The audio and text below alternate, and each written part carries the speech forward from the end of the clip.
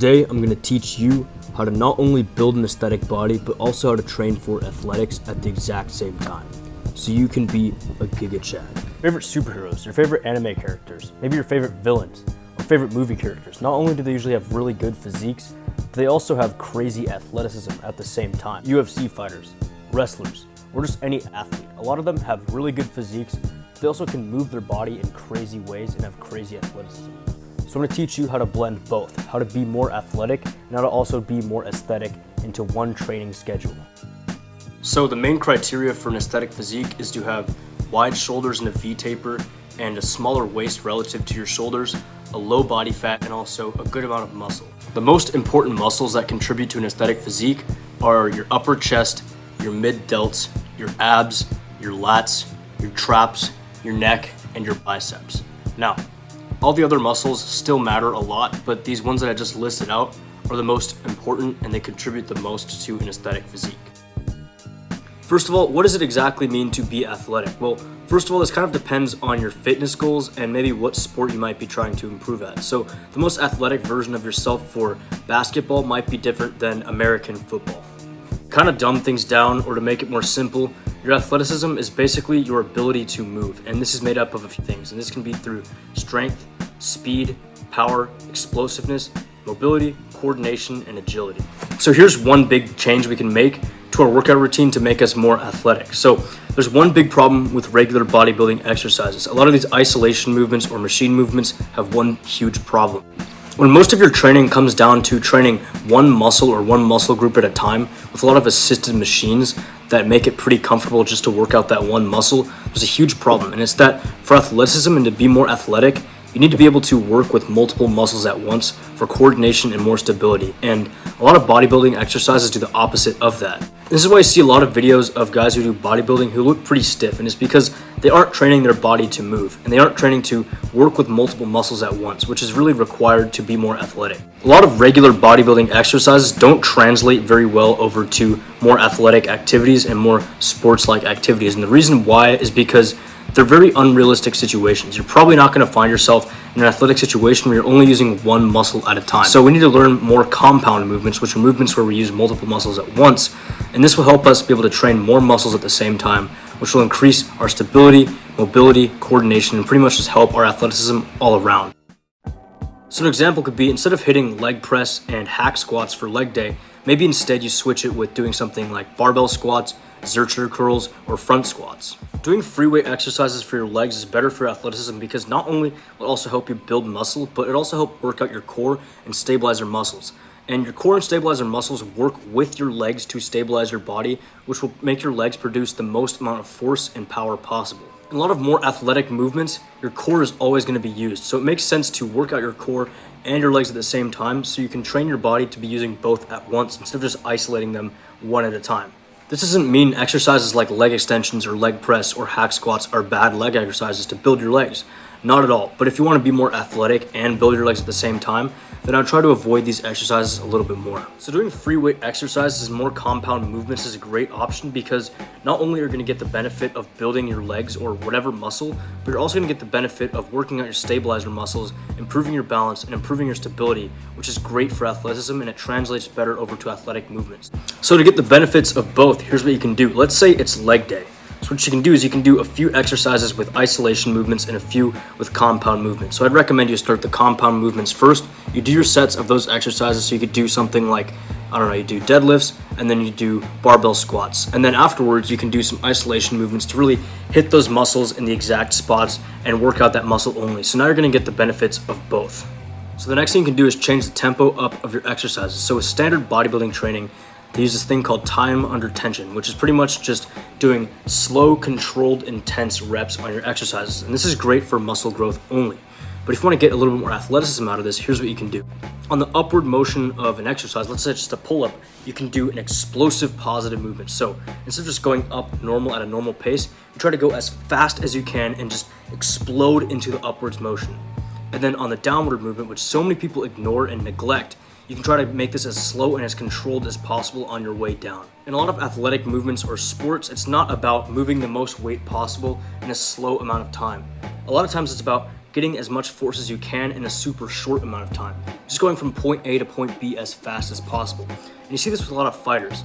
A strong punch that is a knockout punch isn't just about producing as much force as possible within a long amount of time.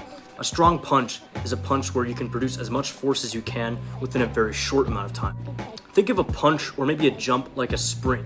You could have a spring that compresses 10 pounds of force, but it goes up super fast. Imagine that flicking on your face. That would hurt, right? But you could have a spring that produces maybe 30 pounds of force, but it decompresses super slow. So if it hit your face, it would just be kind of pushing against it slowly. And this is how you look at punches, jumps, and a lot of bouncy and springy sorts of movements. It's not always about the maximum force in a slow amount of time. A lot of times it's about getting as much power as you can in an extremely short amount of time. Controlling the negatives of a movement is also quite useful because it also improves your stability and also makes you have more control over your body. Think of it. If let's just say I'm bench pressing, right? I explode on the upwards movement and I control slowly the downwards movement as the weight is coming down on me. This translates to, let's just say, wrestling. Someone's on top of me, right? And they're pressing down on me, trying to pin me down, right? I'm not just gonna let them flop on me and just let my arms flop while I'm pushing out like this. I'm gonna try and control it as much as I can before I let them actually get on top of me. And as I'm controlling this slower movement, I'm also charging up my muscles to go back and explode again. And if I practice movements like this, it'll give me an advantage in bad positions like that in wrestling. So think about whichever movement you're doing to try to improve it in your sport, and think about those kinds of movements. The next thing you can do to build muscle and also improve your athleticism at the same time is to start doing more calisthenics. Now, a lot of athletes, MMA fighters, and wrestlers incorporate calisthenics into their routines. So the first way calisthenics can make you more athletic is you have more coordination and control of your body. When you're doing bodyweight exercises, not only are you focusing on building muscle and hitting those muscle groups, but you also have to have control and coordination to do these movements correctly. And when you progress in a lot of calisthenics movements, like going from pull-ups to muscle-ups or pike push-ups to handstand push-ups, not only are you building up your strength, which is good for building muscle, but also at the same time, you're building up your stability, you're also building up your coordination and also balance. Calisthenics will also activate your core and your stabilizer muscles, which are very important for having more athletic performance and being able to move better in really any sport, right? So not only do you get the benefits of hitting your main muscles, but you also get the benefits of strengthening and improving your stabilizer muscle. Something as simple as a push-up or a pull-up, not only are you gonna hit the main muscles like the chest or your back, but you're also gonna get the benefits of hitting your abs as well and other stabilizer muscles. So you get a lot of benefits within one type of exercise, which is pretty cool. And the last benefit from a lot of calisthenics movements is improved mobility and flexibility, which is really important if you want to be able to move better and to be more athletic. If you're super stiff and your mobility is trash, not only are you going to get injured more, but you're going to be just a stiff person. So a lot of calisthenics movements also require a lot of mobility and flexibility. So in order to complete them, you need to be improving those at the same time.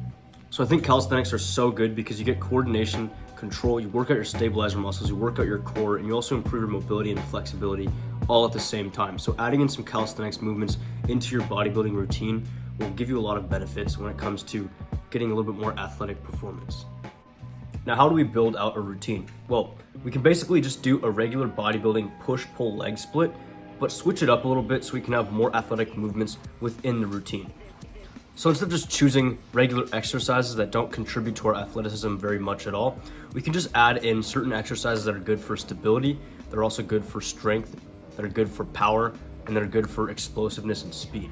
And then I'll just share pretty much what my routine is right now if you want to copy it and just give it a try. So in this routine, we're going to structure it like a regular push-pull legs routine. So Monday, push days, Tuesday, pull days, Wednesday or leg days, and so on. So to figure out like what the exercise selection is, I like to start it off with some warm-up / mobility type of exercises, then some more body weight sort of mobility exercises, then some more speed / power sort of exercises, and then more stability and strength exercises. As you see for legs, I start off with some stretches and dynamic stretches, and then afterwards I do more body weight sort of mobility types of exercises, and then I move on to speed and power based exercises, and then I do strength and power exercises like normal squats and deadlifts, and then I finish it off with some leg extensions to really isolate the muscle. And then the same thing will go with push day and pull day with these routines, so you can screenshot these routines if you want and give them a try. I usually like to hit some ab exercises as well at the end of the workout, so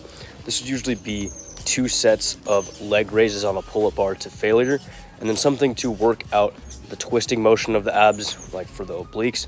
So this would usually be leg raises but to the side on the bar, or medicine ball throws against a wall. So pretty much, if you implement more compound movements into your exercises, you implement more free weight exercises into your exercises, you do more calisthenics, then you also add some mobility exercises into your routines, and also some speed and explosiveness exercises into your routines. Not only are you going to build muscle from these exercises, but you're also going to improve your overall athleticism from these exercises. So all we need to do is pretty much just give ourselves a regular push-pull routine, like a regular bodybuilding routine, and then we just add in some of the elements that make you more athletic. And this could be through stability exercises, mobility exercises, strength and power exercises, speed and explosivity exercises, and things like that, which we just listed out. So what I recommend is you start off your exercises with some sort of mobility exercise or some sort of dynamic stretch movement, and then you go to more mobility, body weight types of exercises, then speed and power types of exercises, and then to finish off the workout, you do more strength and power exercises that are going to build up your strength and also are going to be the main contributor to building muscle.